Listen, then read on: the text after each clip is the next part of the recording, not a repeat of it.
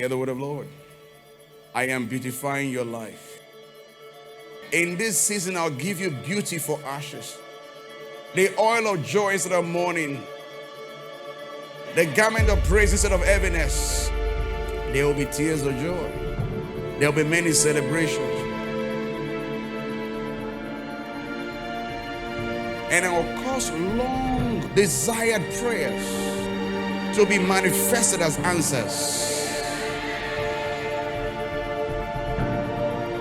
Your silent Saturday is over. Your resurrection Sunday has come. Did I not say it's days of glory?